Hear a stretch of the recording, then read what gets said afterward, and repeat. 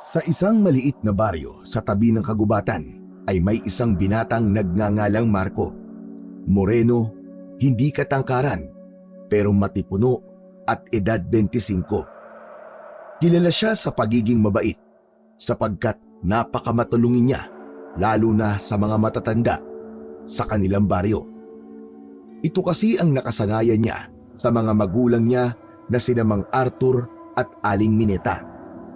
Bago yun parehong mamatay dahil sa isang aksidente. Sa kasamaang palad ay ilan lang ang mga magulang niya sa kasamang namatay matapos mahulog ang isang pampasaherong bus habang binabaybay ang kalsada na kilala sa tawag na Bitukang Manok. Marami ring haka-haka tungkol sa aksidenteng yon sapagkat tinagurian ang nasabing kalsadang mahiwaga at nakakatakot dahil marami na ring aksidente ang nagaganap doon. Taon-taon ay palaging eksaktong 13 katao ang kinukuha ng kalsada, kaya nabansagan din itong Hell 13, lagusan sa kabilang buhay, kalsada ng kamalasan at kung ano-ano pa. Kaya ang hinala noon ng mga taga-baryo ay hindi sadyang aksidente ang nangyayari kung merong madilim na entity ang gumawa nito, kaya napahamak at namatay ang mga magulang ni Marco. Mabuti na lang ay nasa pangangalaga siya ngayon ng kanyang lola Ignacia, ang ina ng namayapa niyang tatay Arthur. At dahil sa kabaitang taglay ng binata, kaya marami sa taga-baryo, lalo na ang mga matatanda, na giliw sa kanya. Sapagkat meron din siyang sex appeal at maganda ang hubog ng katawan, kaya ang iilan sa mga taga roon ay niloloko siya na pinagkakasundo sa kanilang mga apo. 3:00 ng hapon, araw ng Biyernes, ay nakatambay sila ng kaibigang si Lito sa kubong ginawa ng mga taga-baryo para masilungan at mapagtambayan ng mga taga roon. Ang kubong tinutukoy kasi ay nasa boundary ng maliit na baryo at ng kagubatan. Naisipan itong itayo dahil upang may mapagpahanginan ang mga taong pagod na pumapasok sa gubat para mangaso, mangahoy, manguha ng mga bunga ng kung ano-anong punong kahoy at maghanap ng mga halamang gamot. Ang sinasabing kagubatan ang isa sa pinagkukunan ng kabuhayan ng mga nakatira sa maliit na baryo. Subalit kahit marami na ang pumapasok sa kasukalan nito, ay hindi pa rin nawawala ang hiwaga at katatakutang bumabalot sa loob ng gubat. Marami pa rin ang mga kaganapang hindi maipaliwanag, kaya maingat pa rin ang lahat sa tuwing sinusuong ang nasabing kagubatan. Habang nakatingin sa kalangitan, ang matangkad at payat na si Lito ay nangunguyakoy pa ang paa nito. Nagdudulot tuloy ito ng pag-uga ng kawayang inuupuan nilang magkaibigan. Ano, Koy? Pupunta ka pa ba sa gubat? Parang uulan kasi, oh. Tingnan mo yung langit. Napatingin din muna roon si Marco at sinuring maigi kung tama ang sinasabi ng matalik niyang kaibigan. Madalas kasing magdahilan si Lito sa tuwing pupunta sila sa gubat. Natatakot kasi ito sa mga kwento-kwento ng mga kalugar nila. Bago pa umulan, nakabalik na tayo rito. Hindi naman tayo magpupunta sa masukal na parte ng gubat eh. Doon lang tayo sa bungad kasi doon maraming tuyong kahoy. Paano kung umulan nga bigla? Sus, natatakot ka na naman ba? At dinadahilan mo pa ang pagkulimlim ng langit? Lito, hanggang 5:00 lang naman tayo at hindi na magpapaabot ng kagat ng dilim. Kailangan ko rin kasi makauwi sa bahay dahil medyo masama ang pakiramdam ni Lola ngayon eh. Yun naman pala eh. Masama ang pakiramdam ni Lola Ignacia eh. Bakit pa tayo mangangahoy? Para nga may pera tayo. Siya naman tumunga nga tayo maghapon. Hindi naman tayo makakapulot ng 200 pesos, di ba? O ano, ayaw mo ba? Naudlot panandalian sa pagsasalita si Marco sapagkat mula sa hindi kalayuan ay sabay nilang nakita ang pagguhit ng kidlat sa madilim na bahagi ng kalangitan. Sinundan ito ng mahinang tunog ng kulog. O ayan na, umuulan na sa kabundukan. Baka mamaya, biglang rumagasa pa yung tubig sa ilog eh. Ikaw nga, wag ka nga OA, Lito. Wala namang ilog sa bungad ng gubat eh. Ano ka? Meron kaya? Stapa yun, hindi ilog. At hindi raragasa ang tubig doon galing sa bundok. Paano mo naman nasabi? Dahil nasa kabilang ibayo pa yung malaking ilog, sa bulubunduking parte na ng gubat. Ito naman, parang bago ng bago, parang hindi alam. Ano, sasama ka ba? Kasi kung hindi, aalis na ako at itong si Morley na lang ang isasama ko. Mas matapang pa tong aso ko kaysa sa'yo eh. O sige, hihintayin na lang kita rito. Bahala ka na nga. Hindi kita hahatian ng pera kahit hintayin mo ako dyan. Eh di wag. Uuwi na lang ako. Natatawang pinagmasdan ni Marco ang matalik na kaibigan habang tila batang nagdadabog palabas ng kubo. Ilang metro na ang layo ni Lito nang maisipan niyang bumalik habang hindi maipinta ang muka sa pagkabanas. Umupo siya uli sa mahabang kawayan bago napapangusong parang bata na hinarap ang matalik na kaibigan. O sige tol, ganito na lang ha. Hihintayin kita, tapos ako na magbubuhat ng mga panggatong hanggang kinamang beryong. Kahit bigyan mo na lang ako ng 50 pesos. Okay, yun lang naman pala eh. Deal, 150 ang sa akin, 50 ang sayo. Matapos magkamayan ay tinawag na nga ni Marco ang alaga niyang asong si Morley na isang pure Pinoy breed dog na mas kilala sa tawag na Philippine Forest Dog at tinagurian din ng iba na witch dog. Nagkakakawag ang buntot ng nasabing aso saka tumahol-tahol hanggang sa maglakad na sila papasok sa kakahuyan. Nang medyo malayo-layo na ay napalingon pa ulit si Marco sa kubo matapos marinig na magsalita ang matalik niyang kaibigan.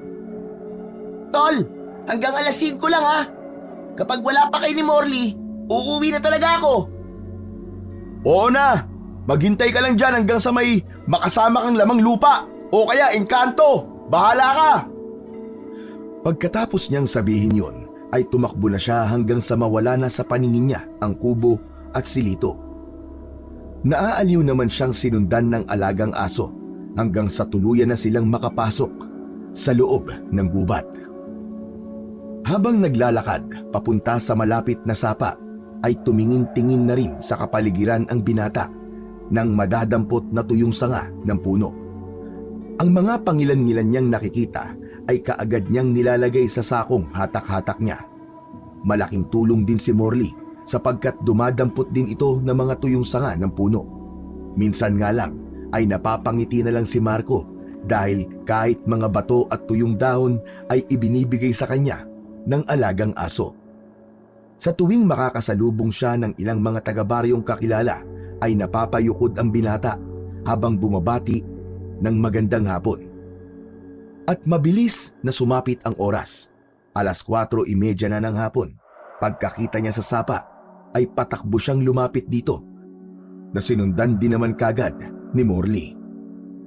"Bilisan mo, Morley! Bilis! Tara, bilis!" Habang bitbit sa balikat ang sakong may nangangalahati ng tuyong kahoy, ay dali-dali siyang tumawid sa sapa. Hinanap niya rin kagad ang isa pang kubo na ginawa rin ng mga taga-baryo para maging silungan ng sinumang mapapadpad doon.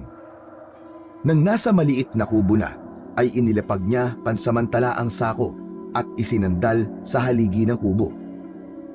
Saglit siyang naupo sa mismong pintuan habang naglilibot ng tingin kung meron bang mga tuyong kahoy na maaari niya madampot at gawing panggatong na ibibenta kay Mang Beryo. "Orly, maghanap ka na muna ng mga panggatong.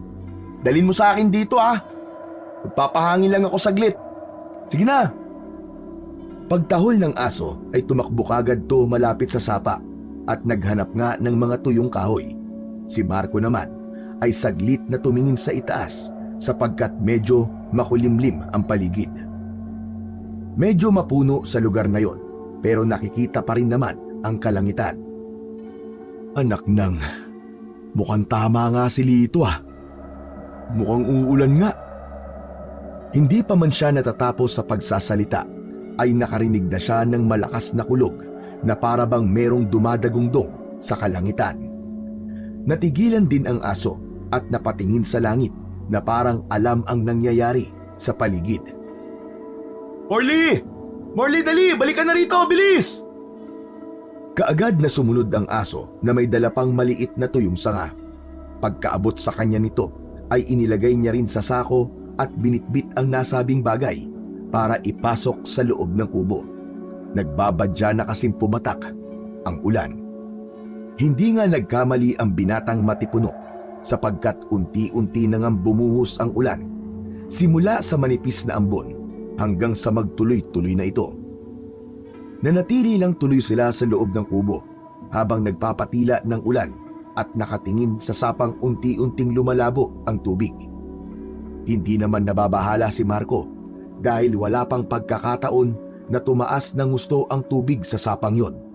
At kung sakaling mangyari man, mataas din naman ang kinalalagyan ng kubo kaya hindi sila mapapahamak ng kanyang alagang aso. Ay nako, umamalasin ka nga naman oh. Ang sabi ko pa naman kay Mang Beryong, 2 sako ang dadaling ko sa kanya. Kung alam ko lang na uulan eh. Ay nako, kanina pa dapat kami nilito nagpunta rito sa gubat. Minamalas ka nga naman talaga, oo. Umuungot-ungot pa ang forest dog na parang nauunawaan ang kanyang mga sinasabi. At dahil doon, ay hinimas-himas na lang niya sa ulo bago kausapin na parang bata. Huwag kang mag-alala, Morley. Papatilain lang natin ang ulan. Pagkatapos, babalik na tayo. Wala na eh. Basa na ang mga kahoy kaya wala na ring silbi yung mga makukuha natin. Sabay na dumungaw ang dalawa sa pinto habang naghihintay sa pagtila ng ulan.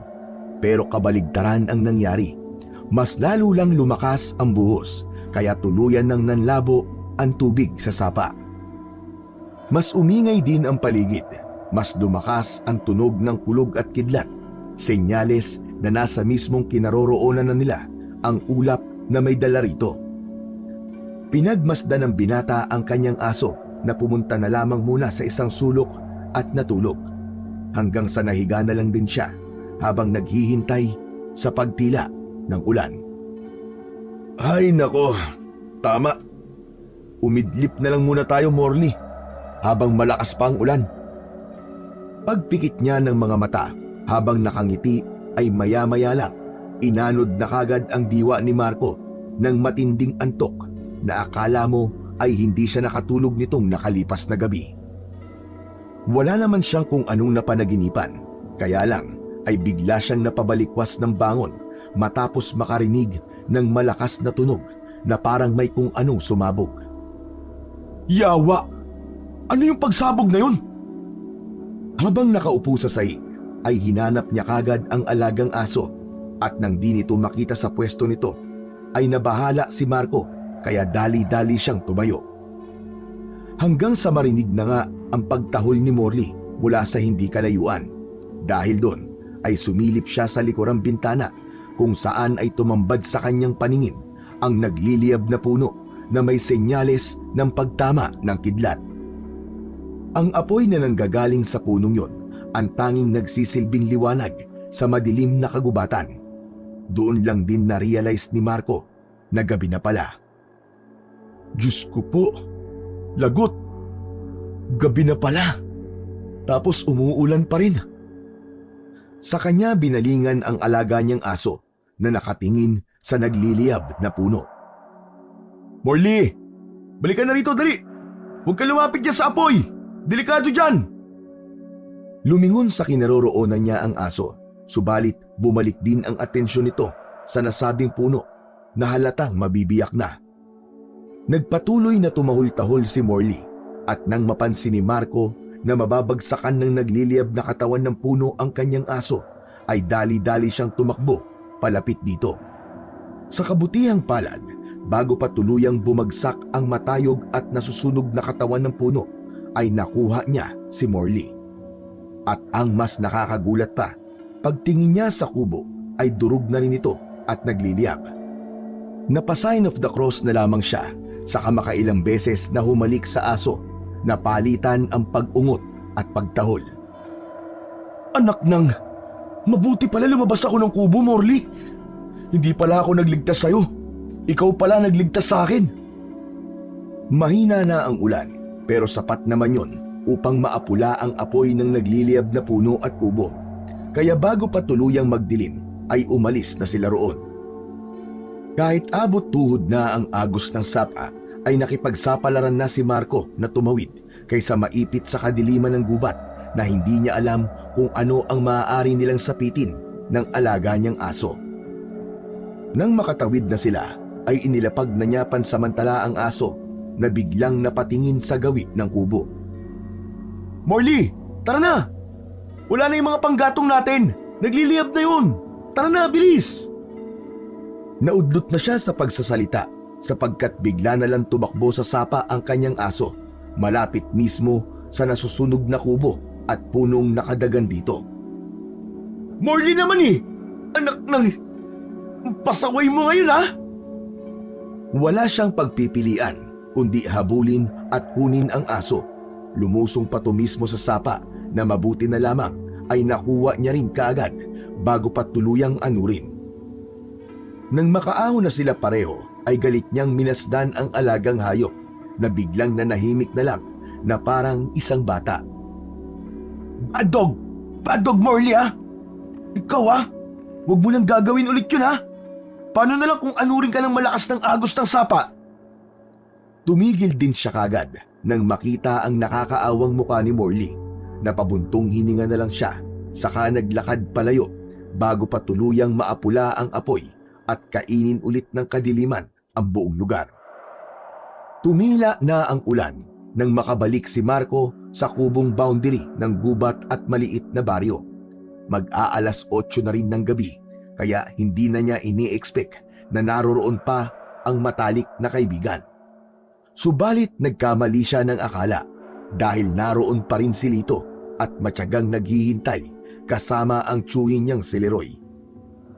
May pagkamayabang ang lalaking ito sapagkat maraming kababaihan ang nagkakagusto.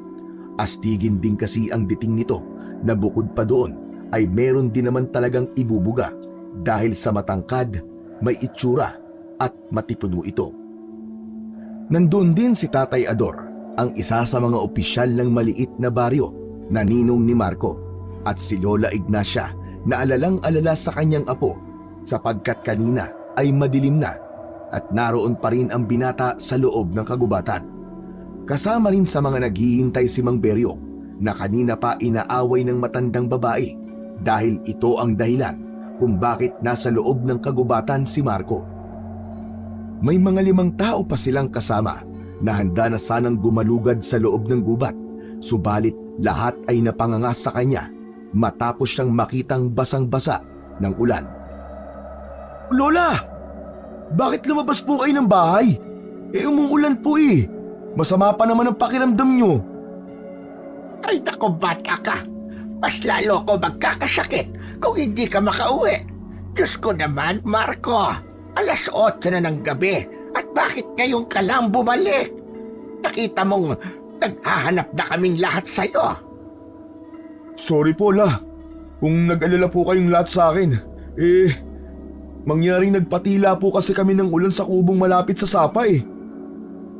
Marco, mabuti at hindi kayo napano ron. Nakarinig pa naman kami ng malakas na ugong, tapos may apoy na kaming nakita sa gubat. Kaya humingi na kagad ako ng tulong kay Tio Leroy at kay Tatay Ador. Naisip ko kasi baka natrap ka sa apoy o kung napano ka na eh. "Yung narinig nyo, kidlat yun. May nakidlatan nga rong puno tapos bumagsak sa kubo. Mabuti na lang nakalabas kagad ako.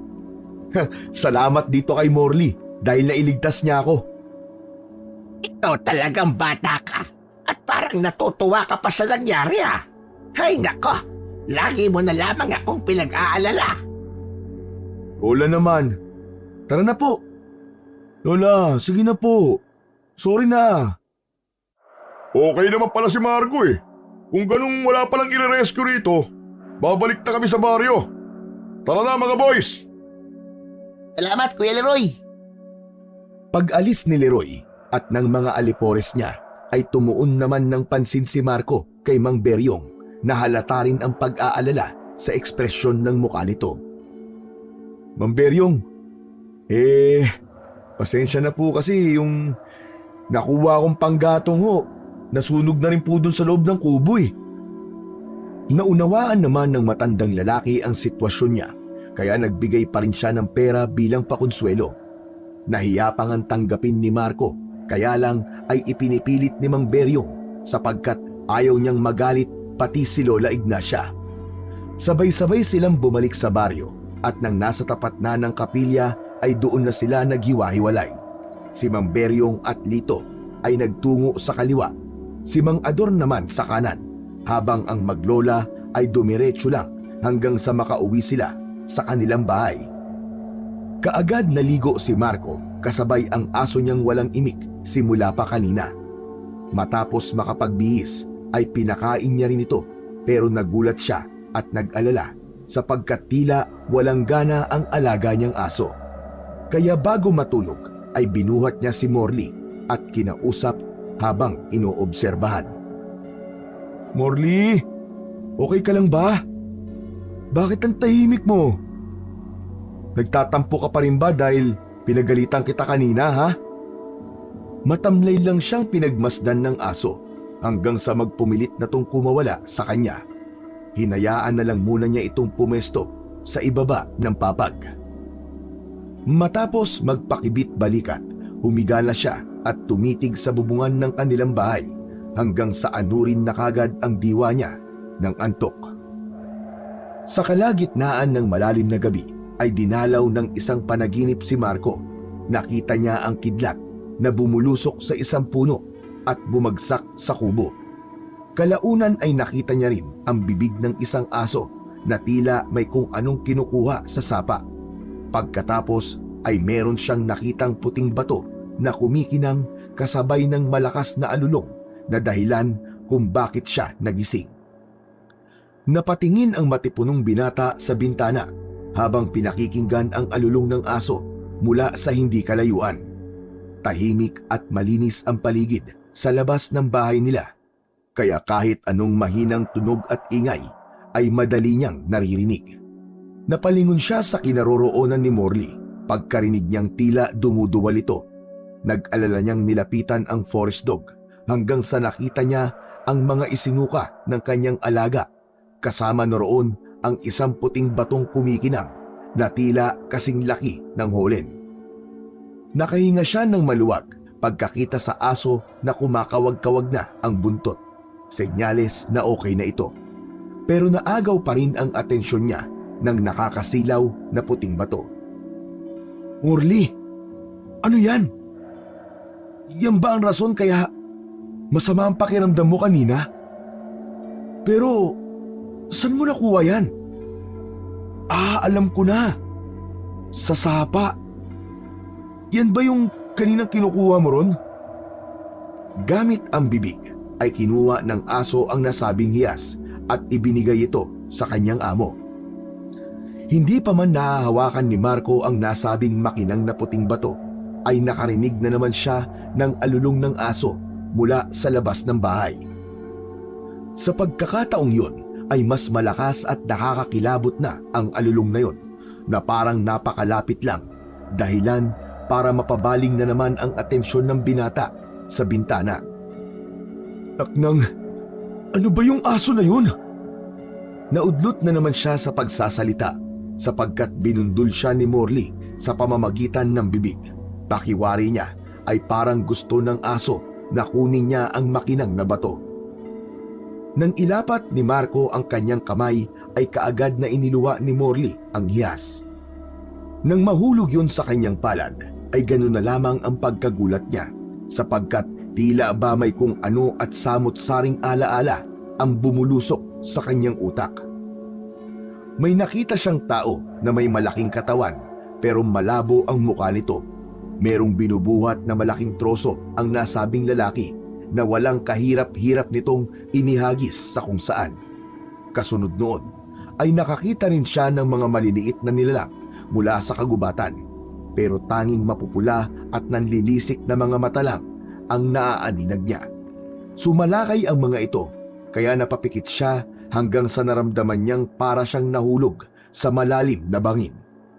Pagdilat ng mga mata niya ay naabutan na lang niya ang sarili na napapalibutan ng iba't ibang hugis ng nilalang na parang anino lang.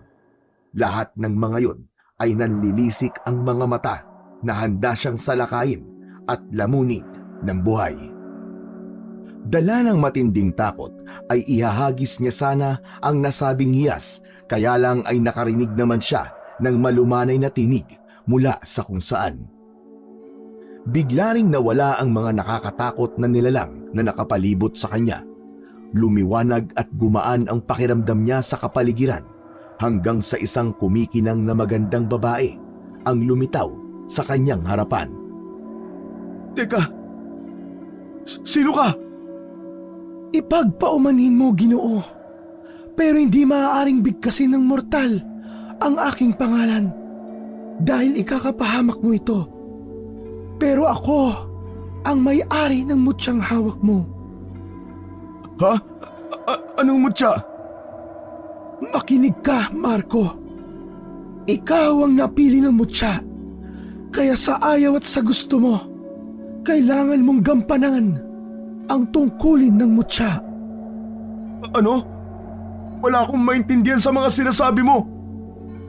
Natigilan saglit ang matipunong binata dahil mula sa kung saan ay nakarinig na sila ng mas malakas pang alulong ng aso. Pakiwari ni Marco ay nasa tabi na lang niya ang nasabing ingay. Wala na tayong oras. Lulukin mo na ang mutya at bibigyan ka nito ng kapangyarihan. Gawin mo na kung ayaw mong maunahan ka at mapatay ng kampon ng kadiliman. Dahil sa wala nang maintindihan sa mga nangyayari, ay pikit mata na lang na nilunok ni Marco ang puting bato na sinasabing mutya. Pagdilat ng mga mata niya ay laking gulat niya matapos bumungad sa bintana ang isang malaking paniki pero parang mukha ng tao. Tahol ng tahol si Morley na parang galit na galit at dala naman ng matinding pagkagulat ay sinapak na lang niya ang nasabing paniki. At sa sobrang lakas ng suntok niya ay tumalsik din siya sa kabilang dingding ng kwarto. Ang huling natatandaan na lang ni Morley habang nagdidilim ang kanyang paningin ay ang ingay sa labas ng kanilang bahay, pati ang nakabibinging pagtahol ng alaga niyang aso. Ngayon, binata, ikaw na ang may-ari ng mutya ng kidlat. Pagkatapos marinig yun, ay tuluyan na siyang bumagsak sa sahig at nawalan ng malay tao. Dinala siya sa ospital nang wala sa kanyang kamalayan at nang nandoon na siya ay muli na naman siyang dinalaw ng maladiwatang babae na nagsasabing may-ari ng mutya ng kidlat. Teka, nasan ako? Huwag kang matakot, Marco. Nasa ligtas na lugar ka. Anong ibig mo sabihin? Tsaka teka, sino ka ba talaga? Daan mong mabuti ang ibibilin ko sa'yo, sapagkat maaaring ito na ang huli nating pagkikita.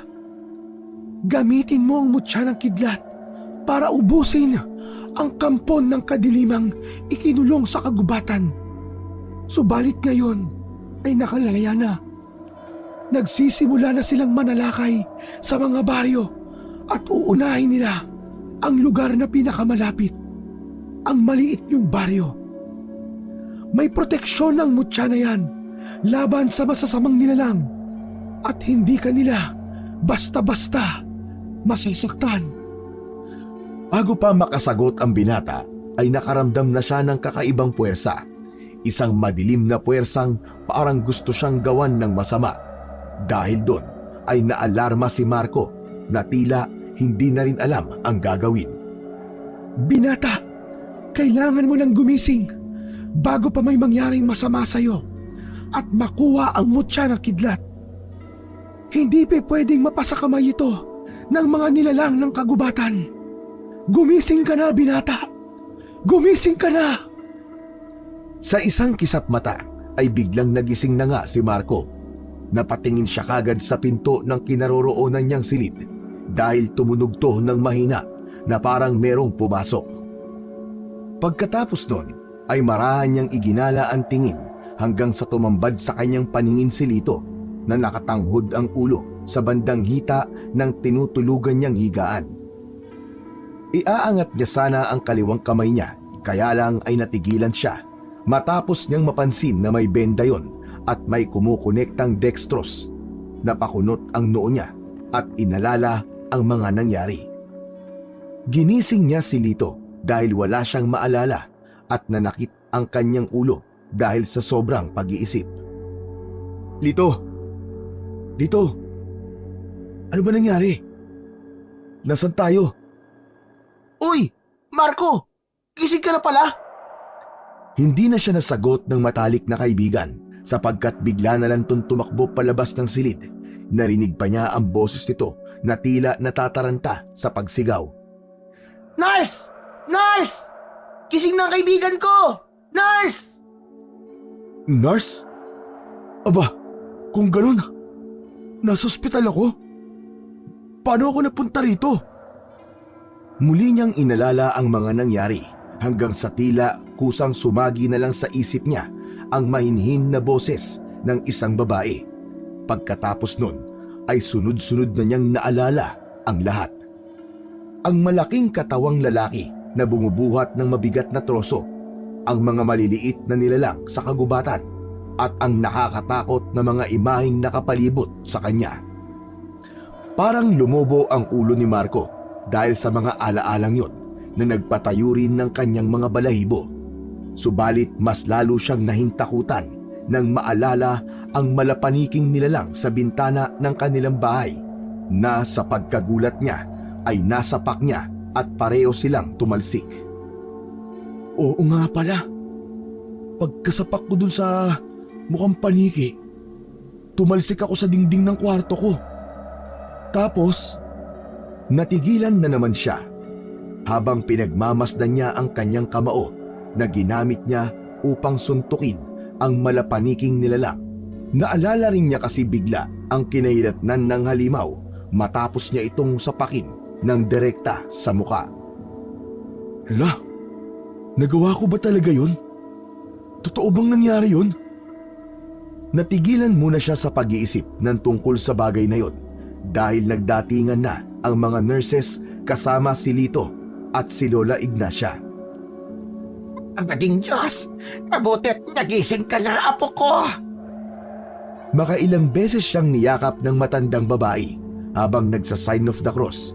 Si Lito naman, nasa gilid lang nila ay hindi pa rin maipinta ang saya matapos makita ang matalik na kaibigang gising na. Tumigil muna si Lola Ignacia sapagkat kinailangan suriin ng mga nurse ang binata para malaman ang kanyang lagay. At nang matapos na ay saka sila nag-usap na maglola kasama pa rin ang matalik niyang kaibigan. Doon niya na napag-alaman na 3 araw na pala siyang tulog at nang tanungin siya ng dalawa kung ano ba talaga ang nangyari ay hindi naman masabi ni Marco ang totoong naganap. Hindi niya pa rin kasi sigurado kung totoo nga ba talaga ang lahat ng yon o halusinasyon lang niya. Isa pa ay naisip rin niya na baka mapagtawanan pa ni Lola Ignacia at Lito kung sasabihin niyang lumunok siya ng puting bato at para bang nagkaroon ng kakaibang kapangyarihan. Ngayon, binata, ikaw na ang may-ari ng mutya ng kidlat. Napasalita na lang siya sa isip habang pakunwaring nakikinig sa kwento ng kanyang lola at ni Lito. Ano to? Pambihira. Para na akong si Darna. Oh, bakit ka tumatawang mag-isa dyan? Side effect na ba yan ng 3 araw na tulog mo? Ha? Hindi. Ikaw talaga, pasaway ka talaga, Lito.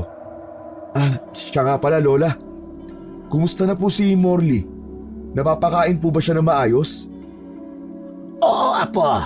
Kapag nandito kami ni Lito, si Beryong o di kaya si Adora nagpapakain doon sa aso mo. Saka, hindi yun magugutom. Dahil yung mga nasa baryo laging nagdadala ng mga pagkain doon sa bahay. Oo, tol. Mas mahal pa nga nila yung aso kaysa sa akin eh. Natigil na sila sa usapan matapos dumating ang doktor na magsusuri kay Marco.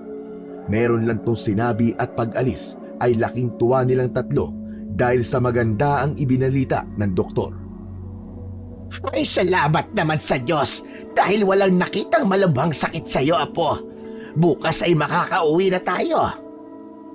Kaya nga Marco, nakakamiss na rin ng baryo pati yung mga tao ron. Saka namimiss ko na rin kumain ng may lasa. Dito kasi mga walang lasa ang pagkain eh. Parang hindi nila nilalagyan ng asin. Swail kang bata ka. Hindi naman kasi para sa iyo pagkain na yon, tapos kinakain mo. Para sa may sakit ang mga pagkain dito, kaya walang lasa ang karamihan. Ulo, grabe naman sa akin si Lola. Nagtawanan silang tatlo at pagkatapos nun ay tumayo na ang maliit na matandang babae mula sa pagkakaupo sa upuan. Lito, pakibantayan mo muna ang matalik mong kaibigan dito ha. Aayusin ko lang muna mga dapat ayusin para makalabas na tayo dito. Tapos uuwi muna ako sa bahay at bukas ng umaga ako babalik. Sige po Lola Ignacia. Lola, mag-iingat ka po ha. Pag-alis ng matandang babae ay marami pang napag-usapan ang magkaibigan patungkol sa kagubatang nasa tabi ng kanilang maliit na baryo. Muli nilang napagkwentuhan ang mga katatakutan at kababalaghang bumabalot sa nasabing kagubatan hanggang sa mauwi ang usapan nung araw na ginabi si Marco roon.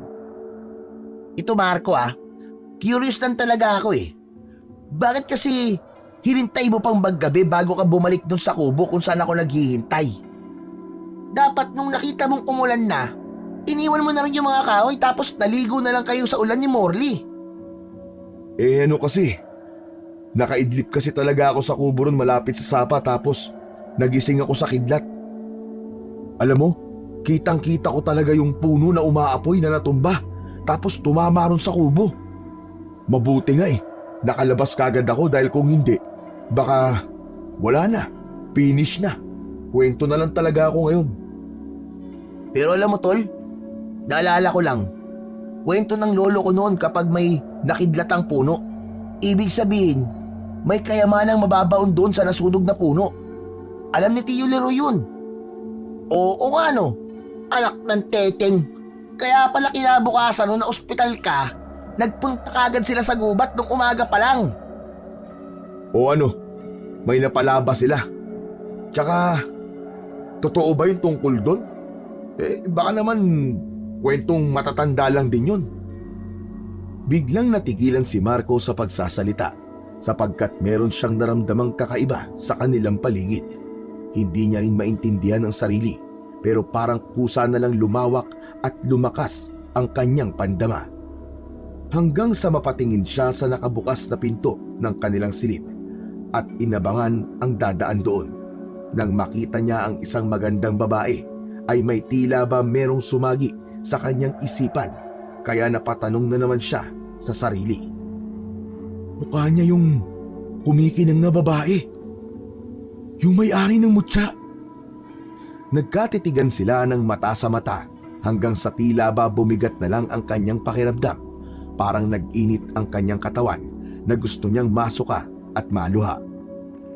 Mabuti na lang ay bigla siyang tinapik ni Lito na nagtataka habang salitan siyang pinagmamasdan at ang kinaroroonan ng pintuan. Teka, sinong tinitingnan mo sa pintuan, huy? Huy! Ha? Wala. Tol, maiba tayo ng usapan. Hindi ko na kasi masyadong maalala eh. Pero ano bang nangyari bakit ako napunta rito sa ospital? Ito naman ikaw nga yung tinatanong namin kanina pa ni Lola Ignacia eh. Tapos ngayon, ako naman ang tatanungin mo. Nagsawisyo ka na ba talaga ha? Parang lutang ka pa rin kasi. Ang totoo tol, wala kasi talaga akong maalala eh. Sabi nga ng lola mo, nagising siya kasi taol ng taol si Morley. Tapos yun, pag akit niya sa kwarto mo, nagulat na lang siya nakaandusay ka na sa sahig. Tapos sira yung dingding pati na yung grills ng bintana ng kwarto mo. Nahulog daw. Bukas, pag uwi mo, makikita mo kung gaano yung kasira at sana maalala mo kung ano nangyari sa'yo at paano yun nangyari. Ganun ba? Salamat, Lito ha. O sige, walang anuman. O diyan ka muna ah. Bibili lang ako ng pagkain natin para sa hapunan, para may lasa naman. Paglabas ni Lito ng silid ay pasimpleng napayukom ng mga kamao si Marco sapagkat nakumpirma na niya sa matalik na kaibigan na hindi nga panaginip ang nangyari nung gabing yun.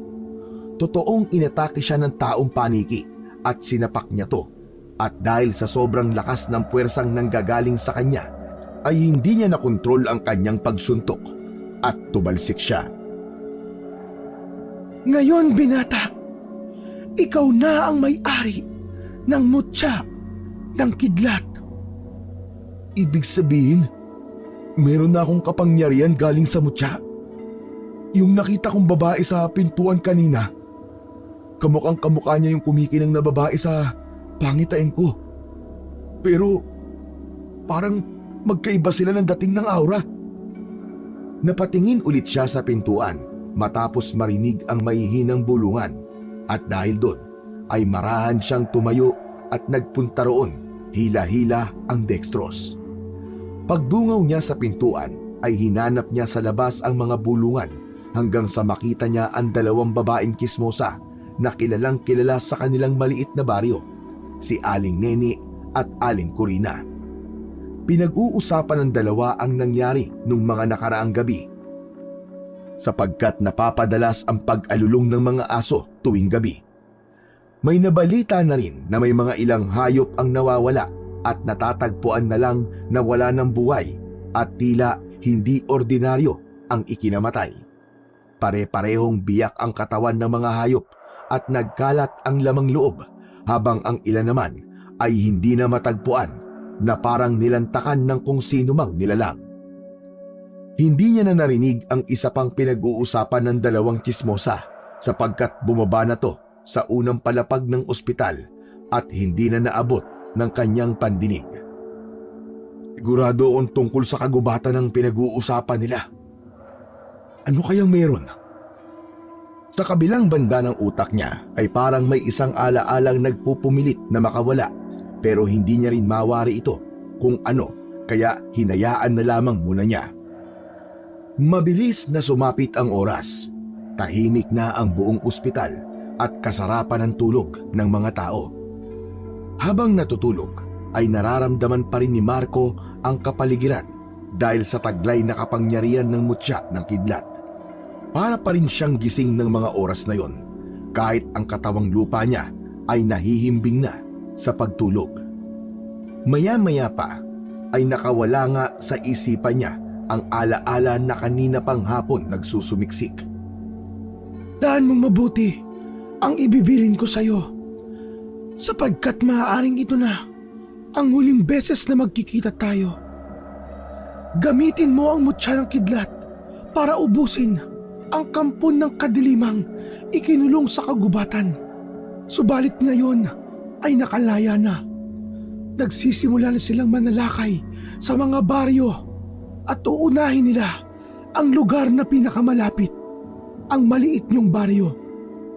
May proteksyon ang mutya na yan laban sa masasamang nilalang at hindi ka nila basta-basta masasaktan. Matapos maalala ang tungkol sa bagay na yon, ay kusa na lang dumilat ang mga mata niya at nakiramdam sa kapaligiran.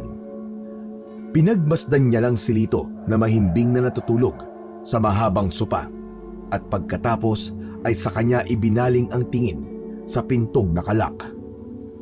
Nararamdaman niya kasing may puwersang papalapit doon kaya inunahan na niya. Bago pa mabuksan ng kung sino mang nasa labas ang pinto ay siya na ang gumawa nito. Ganun na lamang ang gulat ng magandang babaeng morena nang bumukas ang pinto at tumambad sa paningin niya si Marco. Sino ka? Anong ginagawa mo rito?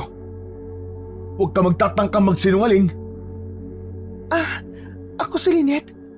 Hindi ka maniniwala pero nagkita na tayo sa pangitain mo.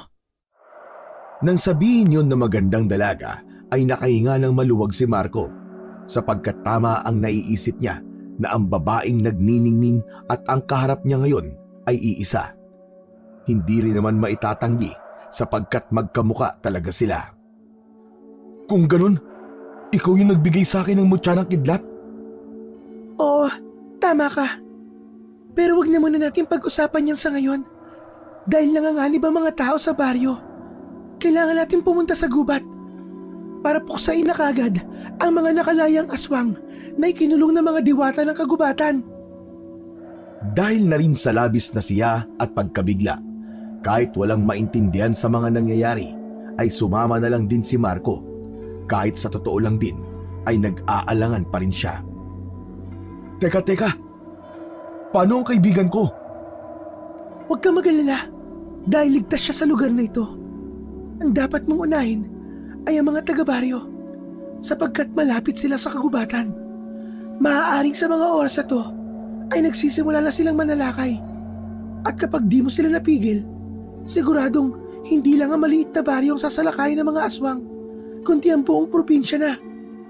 Biglang naalala ng matipunong binata ang narinig kaninang tsismisan ni na Aling Nena at Aling Corina, kaya nabahala na rin talaga siya at sumunod na lamang sa sinasabi ng babaeng maganda. Teka lang, si Lola Ignacia at Morley, pati ang mga taga-baryo. Mamaya ka na magtanong. Tara na, wala na tayong oras. Pagkatango niya ay wala na nga silang inaksayang oras. Nakalabas sila ng hindi namamalayan ng mga staff ng ospital. At habang nasa biyahe sakay ng tricycle papunta sa nasabing gubat, ay maraming gustong itanong si Marco sa katabing dalaga, pero hindi niya rin alam sa sarili kung bakit hindi siya makapagsalita. Napabulong tuloy ulit siya sa kanyang sarili habang patuloy na nag-oobserba sa madilim na kapaligiran. Hanep pa. Sumasakay na pala ng tricycle ang mga diwata. Siguro, naubusan na siya ng kapangyarihan nung binigay niya sa akin ang mutya ng kidlat. Teka, malalim yata ang iniisip mo, binata. Medyo. Nagtataka lang kasi ako, parang naalala kong sinabi mo dun sa pangitain ko na maaaring huling pagkikita na natin yung oras na yun. Nagbabago talaga mga bagay-bagay na itinakda. Kaya maghanda ka dahil pagdating natin sa kagubatan, siguradong mararamdaman ng lahat ng presensya mo dahil sa kapangyarihan ng mutyang bumabalot sa'yo. Hindi ko rin alam, pero pakiramdam ko naman handa na ako. Mabuti kung ganun. Isang malapad na ngiti ang iginawad ng magandang dalaga, pero iba ang naging dating nito para sa matipunong binata. Hindi niya matukoy sapagkat hindi niya pa ganoon kabisado ang kapangyarihan ng mutya. Pero nakukutuban niya rin talagang merong ipinapahiwatig sa kanya ang puting hiyas. Para makampante siya ay pinagkiskis na lang niya ang mga palad habang nakatingin sa madilim na daang pinapaliwanag lang ng ilaw ng sinasakyan nilang tricycle. Ayos ka lang ba? Parang nababalisa ka, Marco. Hindi ko rin alam Pero pakiramdam ko, parang merong mali Parang may hindi magandang mangyayari sa atin. Natigilan na siya sa pagsasalita nang hawakan ng magandang dalaga ang kanyang mga kamay. Pero tinanggal din yon sapagkat pakiramdam niya uminit ng gusto ang kanyang palad. Doon niya na nga napagtanto ang mali at kakaibang pakiramdam hanggang sa meron na naman siyang naalalang isang mahalagang bagay. Paumanhin, pero hindi maaaring bigkasin ng mortal ang aking pangalan dahil ikapapahamak mo ito. Pero ako ang may-ari ng mutyang hawak mo. Tila nagpantig ang kanyang tenga matapos yung maalala, kaya kaagad niyang nilingon ang magandang dalaga at lakas loob na nagsalita. Hindi ikaw ang diwatang may-ari ng mutya. Pero bago pa niya matapos ang sinasabi, ay mahigpit na siyang hinawakan sa leeg ng babaeng unti-unting nag-iba ng anyo. Pero dahil meron na siyang kapangyarihan galing sa mutya, kaya malakas niyang natapik ang kamay ni Lynette. Nabali ito at lumagutok ng gusto, kaya napahiyaw ang dalaga. Hiyaw na katono ng isang dyablo. Kahit mabilis ang pag-andar ng tricycle, ay walang pakialam si Marco. Tumalon siya palabas dito at nagpagulong-gulong sa madilim na kalsada. Nakabangon din siya kagad at pinagmasdan ang tricycle na biglang huminto at nagpatay ng ilaw. Mas lalong dumilim ang kapaligiran kaya kinabahan ang binata habang patuloy na nakikiramdam sa kanyang paligid. Ako na ang may-ari ng mutya. Ako na ang may-ari ng mutya. Huwag ka matakot, Marco. Bibigyan ka ng mutya ng kapangyarihan. Pumikit siya at nag-concentrate habang sa unti-unti niyang naririnig ang mga bagay sa paligid na para batong nakikita niya. Mula sa kanyang likuran ay biglang sumalakay ang lalaking kaninang nagmamaneho ng tricycle na isa rin palang aswang. Inakala ng lalaking yon na nakapikit lamang siya pero nagkamali ito. Hindi inakala ng Ginoo ang pangyayari. Nang sunggaban niya si Marco ay kaagad siya nitong nahawakan sa leeg at sa bilis ng pangyayari ay nagulat na lamang siya dahil naabutan na lamang niya ang kanyang sarili na nilulupog na ng binatang makapangyarihan. Makinig ka, Lynette! Kapag hindi ka nagpakita, papatayin ko tong kasamaan mo! Dudurugin ko ang ulo nito! Katulad dun taong paniki na sumalakay sa bahay noong nakaraang gabi! Sige! Subukan mo ako! Isang malakas at nakakatakot na huni ng kung anong nilalang ang sumagot sa matipunong binata. At mula sa hindi kalayuan ay nakita niya ang paglipad ng tricycle papunta sa kanyang kinaroroonan. Ginawa niyang panangga ang hawak na aswang upang doon tumama ang tricycle na inihagis sa kanya. Tumalsik at nagpagulong-gulong si Marco na huminto lang matapos tumama sa isang puno na nasa gilid ng kalsada. Mahilo-hilo siyang tumayo at napahawak sa kanyang noo matapos maramdamang merong tumatagas na dugo doon. Nagkulay pula kasi ang paningin niya pero ganun na lang din ang gulat niya sapagkat sa pangalawang paghawak niya sa sugat sa noo ay magaling na kagad ito. Ayos ah! Gumaling kagad ang sugat ko! Hanep! Para ako si Wolverine ah! Ngumiti siya at muling pinakiramdaman ang madilim na kapaligiran. Ganun na lang din ang pagkamangha niya sapagkat para na siyang may night vision na malinaw na nakakakita kahit sobrang dilim ng paligid. Natanaw niya ang lalaking aswang na nasa gitna ng kalsada. Tila naghihingalo na ito dahil sa nakadagang tricycle sa dibdib. Lumapit siya rito at walang kahirap-hirap na binuhat ang mabigat na nakadagan dito, dahilan para makahinga na to ng maluwag. Bakit ako pinapupunta ni Lynette sa gubat, ha? Bakit niya ako isinama ron? Patayin mo na ako. Hindi ako magsasalita. Kahit na ano pang sabihin mo. Anak ng diablong buang oo. Ang tapang mo pa. Eh kung ibagsak ko kaya tong tricycle na to sa'yo. Huwag kang tanga. Iniwan ka na nga niya dito eh. Sa tingin mo, may pakialam siya sa'yo kung mabuhay ka pa o hindi? May aswang palang bobo. Umangin na lang ng malakas ang aswang at pagkatapos ay gumapang to. Pero tinapakan niya ng pagkadiin-diin sa magkabilang hita kaya mas lalo itong napaungol sa sobrang sakit. Nang masiguro ni Marco na hindi na makakalakad pa ang aswang ay sa kanya tinanggal ang pagkakatapak dito. Kinuha niya ang ilang piraso ng bakal sa tricycle at sa kanya pinalupot sa katawan ng lalaking aswang at dinala pauwi sa kanilang bahay. Pagdating sa tapat ng bahay nila ay narinig niya kagad ang pagtahol ni Morley habang kumakawag-kawag pa ang buntot nito. Sinundan naman yun ng alulong ng iilang aso mula sa hindi kalayuan, kaya kaagad niyang pinagana ang kanyang mga pandama upang tukuyin kung merong aswang na gumagala sa kanilang baryo. Nakahinga siya ng maluwag nang masigurong walang aswang, pero nabaling ang atensyon niya sa lalaking bitbit dahil bigla tong tumawa ng mahina. Hoy, diablong buang! Ano nakakatawa ha? Sa mga susunod na araw, wala nang matitira sa inyong baryo. Lalapitan kayong lahat ng mga kalahi ko at mababawi namin ang lugar na ito. Pati ang mga kalapit baryo, sasakupin namin. Manahimik ka nga.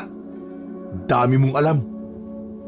Tinakpan niya ang bibig ng lalaking aswang at nagpatuloy sa pagpasok sa loob ng bahay. Laking gulat naman ni Lola Ignacia sa kanyang nakita sapagkat sa kalagitnaan ng hating gabi ay naroon ang kanyang apo na ibang-iba ang aura. Nagbago kasing bigla ang pisikal na anyo ni Marco na parang mas tumikas at mas naging lalaking lalaki. Apo, ikaw ba talaga yan? Abay, anong nangyari sa'yo? Bakit ang dami mo mantya ng dugo? Aba, teka, sino yan? Pahabaging Diyos, anong klaseng nilalang yan? Pinakalma muna ng binata ang kanyang lola bago nito ikinuwento ang lahat-lahat ng pangyayari. Simula sa noong nilunok niya ang puting mutya ng kidlat na parang si Darna hanggang sa makasagupa na nga niya ang ilang aswang at mahuli pa ang isa. Makalipas ang ilang minuto, nagdatingan na rin si Leroy kasama ang kanyang grupo, pati na rin si Mang Beryong, Tatay Ador at ilang opisyal ng barangay. Nang makita nila ang lalaking aswang na nakagapos ang buong katawan ng bakal, natakot silang lahat at nagulat. Aswang ba yan? Sinong nagpulupot sa kanya na makapal na bakal na yan? Ako po, Kuya Leroy. Pagbaling sa kanya ng mga kalalakian ay mas lalong nagulat ang mga ito dahil sa kanyang kakisigan, kaya kaagad na nagpaliwanag ang binata. Nakaraang gabi ho, bago ako ma-ospital, nadiskubre po ng aso kong si Morley ang puting hiyas na yan sa gubat. Yung kumidlat po. Wala po akong idea nung una kung ano yun. Saka ko na lang po nalaman. Nagaling pala yun sa nakidlatang puno. Seryosong nakinig ang lahat kaya nagpatuloy lang sa paglalahad ang matipunong binata. Ayon po sa maladiwatang babaeng nagpakita sa pangitain ko, mutya raw ng kidlat ang tawag sa puting hiyas. Hindi siya tipikal na mutya ng kidlat dahil bukod sa proteksyon, depensa, swerte, kagalingan, lakas, ay marami pang kapangyarihang taglay ang pinagkaloob niya sa akin. Teka, bakit ikaw ang pinagkalooban ng mutya na yan? At hindi ang katulad ko na mas matured at mas may kakayahan? Yun nga po eh, hindi ko rin po alam. Pero ipinagkaloob po sa akin to, hindi para gamitin sa kung saan-saan, kundi para gamitin sa pampuksa sa mga aswang na ikinulong sa kagubatan na ngayon po ay nakalaya na. At ayon pa po sa diwata, kailangan ko mapuksa ang pinuno nila na siguradong nasa kagubatan ngayon at nagtatago.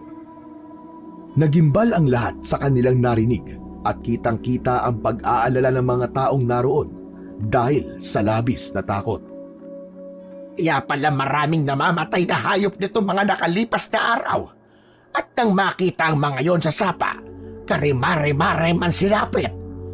Abay, panay din ang pag-alulong ng mga aso tuwing gabi.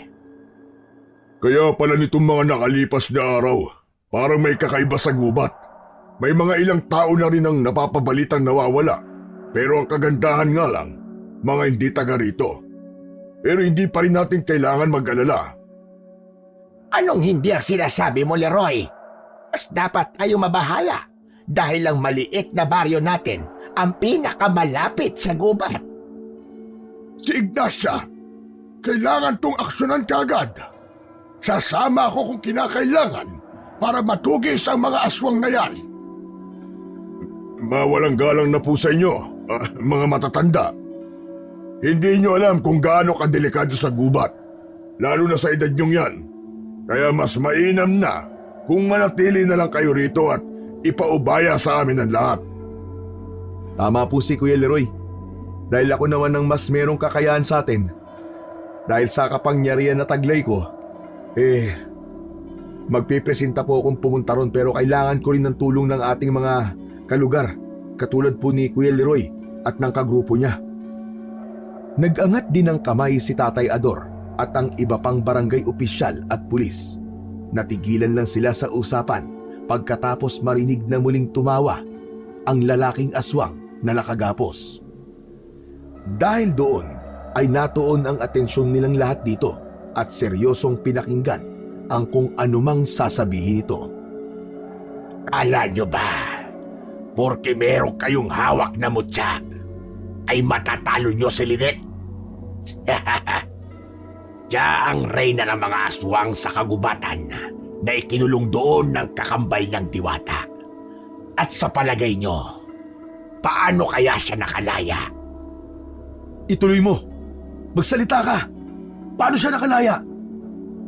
Dahil meron sa maliit na baryong ito na sakim sa kapangyarihan at yaman na nagtraidor sa inyong lahat. Pinagkalulo niya ang maliit na baryo. Humalakhak ng humalakhak ang lalaking aswang hanggang sa hindi na nakatiis pa si Marco sa nakaririnding boses nito. Gamit ang buo niyang lakas ay sinapak niya ang mukha nito. Sa sobrang lakas nun, pumutok na parang lobo ang ulo ng aswang. Nagulat naman ng lahat sa kanilang nasaksiyan. Ang iba ay napalabas ng bahay at ang iba naman ay masuka-suka sa nakita. Anak nang, napasobra yata ang suntok ko. Pasensya na po kayong lahat sa nagawa ko. Alam kong wala rin po ako sa posisyon para magsalita ng ganito. Dahil alam kong mas nakatatanda kayong lahat na narito. Pero hindi ko na po papaabutin ng pagsikat ng araw at kailangan ng tapusin ang dapat tapusin. Sa tulong po ng Diyos at ng kapangyarihan ng mutya ko, pupuksain po natin ang mga aswang na nasa kagubatan na siyang namamahay sa lugar kung saan po tayong lahat kumukuha ng ikabubuhay. Ano yung traidor sa maliit na baryo? Anong gagawin natin kung totoo nga at sinasabi ng aswang kanina? Mang Beryong, sabay-sabay po nating lulutasin yan at pag-iisipan kapag nagapi na natin ang tunay na kalaban. Matapos magsang-ayunan ang lahat ay naghanda na nga si Marco, Leroy, Mang Ador at ang iba pa nilang mga kasama. Habang sina Mang Beryong, Lola Ignacia at ang ibang opisyal ay nagkasundo na tipunin sa iisang lugar ang mga kababayan nila para na rin hindi mapahamak kung sakaling sumalakay sa baryo nila ang mga aswang. Makalipas ang ilang minuto, pasado 3:00 ng madaling araw, nang masiguro ni Marco na nasa barangay hall na ang lahat ng tao sa maliit na baryo, ay nagtungo na kagad sila sa gubat. Sa kubo na sila nag-ayos ng mga gamit dahil merong alam kahit papano si Mang Ador at Leroy, kaya nakapagdala silang lahat ng mga mabisang pamuksa sa aswang. Handa na po ba ang lahat? Pagkatango ng bawat isa ay sinuong na nga nila ng sabay-sabay ang kagubatan. Malayo pa lang sa sapa ay ramdam na ni Marco ang kakaibang puwersang bumabalot sa gubat. Hindi ganito ang pakiramdam niya nung huling nanggaling dito, kaya ngayon ay nasisiguro niyang nababalot na nga ang kagubatan ng kadiliman. Seryoso ang lahat habang siya naman ay iniisip kung sino nga ba ang taong nagtaksil at nagpalaya sa mga nakakulong na aswang sa gitna ng kagubatan. Makapangyarihang mutya, bigyan mo ko ng pahiwatig upang malaman ko kung sino sa mga taga-baryo namin ang nagpalaya sa mga aswang. Tulungan mo ko, makapangyarihang mutya. Eksaktong pagkabulong nun ni Marco ay nakarinig siya ng sigaw mula sa hindi kalayuan. Nang tumakbo silang lahat sa kinaroroonan ng isang barangay pulis ay nagitla sila sa nakita. Isang patay na kalabaw na halos mahati na ang katawan sa dalawa. Nakita nilang nagkalat din ang lamang loob nito at dugo sa buong paligid nang iangat ni Tatay Ador ang dala niyang pang-ilaw. Mga kasama, mas maigi kung walang lalayo sa atin sa isa't isa. Magsama-sama tayo. Patawid na tayo ng sapa. Paglampas natin sa nasunog na kubo, ay masusukal na ang gubat. Mas didilim na ang paligid. Dahil ang liwanag na binibigay ng buwan at ng mga bituin ay natatakpan na ng mayayabong na puno. Tama si Kuya Leroy, mga kasama. Mahihirapan tayong makakita sa loob. Pero ako ang magsisilbi niyong mga mata at tenga. Kaya kung maaari lang sana Pakinggan niyo mabuti ang mga sasabihin ko. Umaasa rin ako sa inyong lahat, kaya magtulungan tayo. Matapos sumang-ayon ng lahat, ay isa-isa na silang tumawid sa sapa hanggang sa madaanan na nga nila ang nasunog na kubong may nakadagan pang puno na sunog na rin. Nang makalampas sila roon, ay muling nag-concentrate si Marco. Pinagana niya ulit ang kanyang kakayahang makakita gamit ang kanyang pandama. Pagkalaon ay bumulong ulit siya para humingi ng gabay sa diwatang may-ari ng mutya. Bigla na lang kasi siyang tinutuban ng hindi maganda. Makapangyarihang mutya, proteksyonan mo kaming lahat. Bigyan mo ako ng kakayahang proteksyonan ng mga kasama ko. At kung sakaling kasama namin ngayon na nagtraidor sa maliit na baryo, bigyan mo ako ng senyales. Tulungan mo ko, makapangyarihang mutya. Hindi nga binigo ang matipunong binata ng kapangyarihan ng mutya. Binigyan nga siya nito ng senyales, pero nanahimik muna siya at nagkunwaring walang nalalaman. Maya-maya pa, sa tulong ulit ng kapangyarihan ng mutya, ay narating nila ang may kalawakang ilog. Kailangan na natin tumawid sa ilog, mga kasama. Saglit lang, Kuya Leroy! Bago pa matapos ni Marco ang sinasabi, ay meron ng sumulpot na dalawang aswang. Nangingintab ang katawan nitong nangingitim. Mahahaba ang kuko sa kamay at paa. Bumabakat ang mga buto sa katawan na parang luluwa na. Ang itsura ng mga muka ay parang paniki. Lubog ang ilong, nakausli ang pangil at nanlilisik ang mga mata. Ilabas niyo na mga panlaban sa aswang at pumesto kayo sa ligtas na lugar! Kitang-kita ni Marco kung paano gamitin ng makisig na si Leroy ang patalim nitong sinasabi niyang may bendisyon mula sa simbahan. Ito ang unang pagkakataon niyang makita ang sandatang yon, sapagkat naririnig niya lang yon sa matalik na kaibigan. Ayon pa kay Lito, araw-araw daw pinapabendisyonan ng tiyo Leroy niya ang sandata na yon para mas maging epektibo kung sakaling mangyari ang ganitong pagkakataon. Lagi kasing pinapasok ng Ginoo ang masukal na gubat, kaya kinakailangan lagi rin siyang handa. Mga tarantado kayong mga aswang kayo! Ba't pa kayo nagbalik sa lugar na ito? Mga hinayupa! Humiyaw muna ng husto ang aswang na naparuhan ni Leroy bago ito nahulog sa ilog. Pagkatapos nun, ay nakapag-focus na si Marco sa isa pang aswang. Ano, Marco? Ang bagal mo naman dyan. Para kang yung lalampanan pa kong pamangkin eh. Bago pa matapos ng Ginoo ang pagsasalita, dumaan na sa harapan niya ang aswang na sinuntok ng malakas ng binatang inaasar niyang lampa. Pagtama ng katawan ng aswang sa batuhang bahagi ng ilog, ay nagkalasog-lasog ang katawan nito na parang pakwan na nahulog sa mataas na bilding. Pasensya na, Kuya Leroy ah. Natagalan ako eh. Saka ka na magpasensya. May mga paparating pa eh. Maganda tayo lahat! Hindi pa tayo makakatawid sa ilog! Ay higit na 6 na aswang pang dumating, pero naging handa naman ang lahat sa pakikipagsagupa.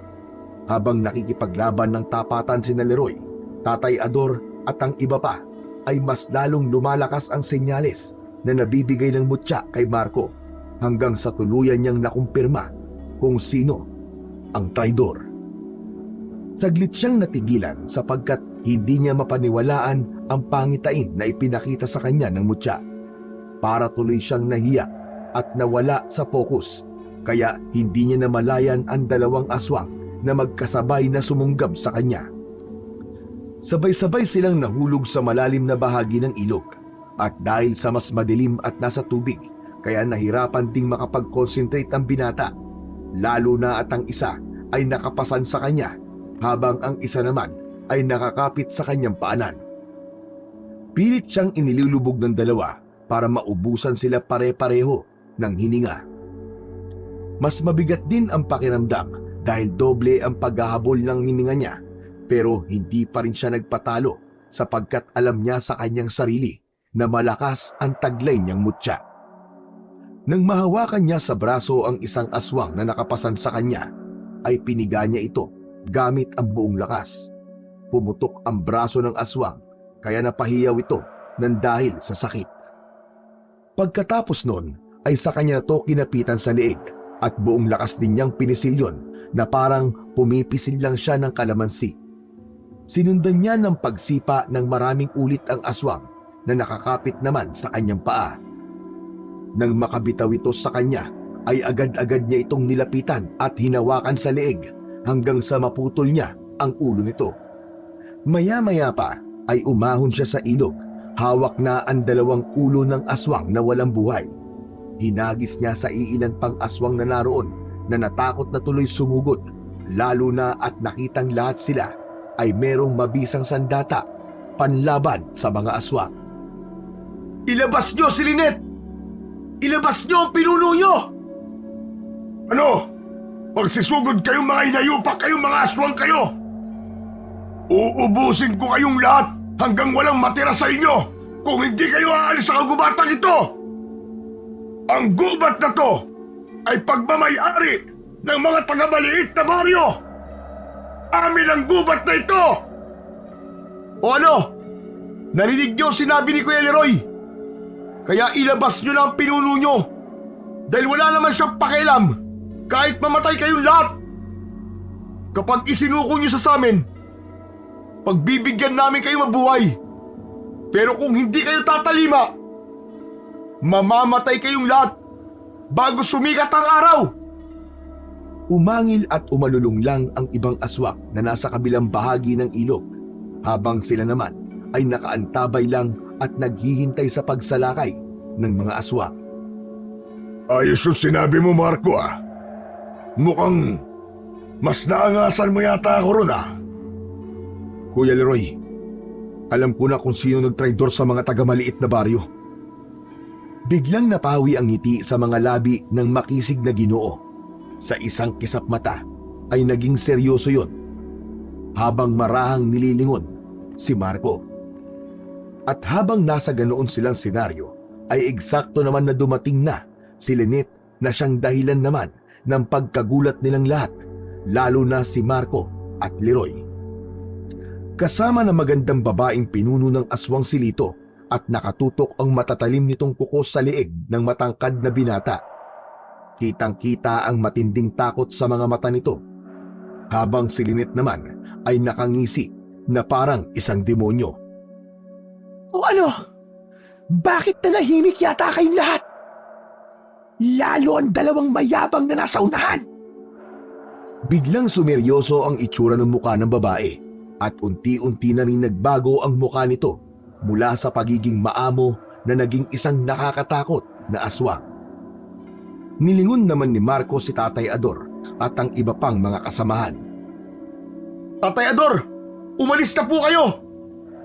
Tatanggi pa sana ang Ginoo pero humirit pa si Leroy. Narinig niyo naman ang sinabi ni Marco, hindi ba? Umalis na kayo! Sige lang, magsitakbo kayo dahil sa oras na mapatay na kita, Marco, at makuha ko ang mutya. Isusunod ko ang maliit na baryo. Babawiin ko ang lugar ng mga aswang. Naninakaw niyong mga tao sa amin. Itiwan mo ang pamangkin ko, hayop ka! Papatayin kitang aswang ka! Kuya Leroy! Magunos dili ka! Dala ng matinding galit ay wala na sa sariling sumalakay si Ginoong Leroy. Sinubukan siyang pigilan ni Marco. Ang kaso lang ay hinarangan na siya ng 5 aswang na galit at naglalawan. Dahil doon ay napasandal siya sa isang matabang puno at nang makaisip ng mabisang paraan ay buong lakas niyang hinugot ang puno at ginawa itong sandata laban sa mga aswang. Pinaghahampas niya ang mga aswang na isa-isang nagtalsikan sa malayo. May natusok sa matitinik na puno. May tumama ang ulo sa bato ng ilog at nagkabali-bali ang katawan, putol na braso at nagkalat ang laman loob ng mga yon sa paligid ng ilog. Ganun lang din ang pagkagulat ni Lynette sapagkat hindi niya sukat akalain na malakas ang epekto ng kapangyarihan ng mutya sa binata. Pagkatapos nun, Hinagis niya sa pinuno ng aswang ang troso, dahilan para mabitiwan nito si Lito na nakaiwas dahil iniligtas siya ng tiyuhin. Nasagip nila ng ligtas si Lito na nakahinga ng maluwag. Lito, pasensya ka na kung naiwan kita sa ospital at hindi ko rin kagad sinabi sa iyo ang totoo. Kuya Leroy, umuwi na po kayo ni Lito. Ako na po ang bahala rito. Pagkatango ni Ginoong Leroy at sa kanito binalingan ang pamangkin. Madali ka! Uuwi na tayo! Hindi ako uuwi, tiyo. Dahil Hindi na itinuloy ng matangkad na binata ang pagsasalita sapagkat mula sa kanyang tagiliran ay meron siyang dinukot na patalim at tinangka niyang isaksak sa liig ng kanyang tiyuhin. Mabuti na lang ay mabilis na nakaaksyon si Marco. Natabig niya ang kamay ng matalik na kaibigan kaya tumalsik ang patalim at nahulog sa ilog. Laking gulat naman ni Ginoong Leroy dahil sa nangyari. Ang ginawa mo, Lito! Kuya Leroy, sinabi ko naman sa'yo, di ba? Nakilala ko na ang nagtraidor sa maliit na baryo. Pagkatapos nun ay humalakhak si Lynette na parang isang demonyo habang pinagmamasdan sila na miserable. Napakagandang tagpo naman ito. Naalala ko tuloy kung paano ko tinraidor ng kapatid kong Diwata. Kung paano niya kami ikinulong ng mga kapwa ko aswang sa gitna ng kagubatan. Mabuti na lang talaga ay may mga taong katulad ni Lito na puno ng galit sa kanilang puso na kayang gumawa ng kahit na ano ay ang magpalaya ng tulad ko. Mangyari lamang ang kanilang gusto. Sa galit ni Marco ay mabilis niyang sinalakay ang pinuno ng mga aswang na hindi rin inasahan ang mga pangyayari. Na-corner kaagad ng binata ang babae at kaagad tong hinawakan sa bibig kasunod ng paghatak ng dila. Dahil sa lakas ng pagkakahatak niya ay napasama pati ang ilalim ng panga ni Lynette na naghuhumiyaw na ng dahil sa nangyari.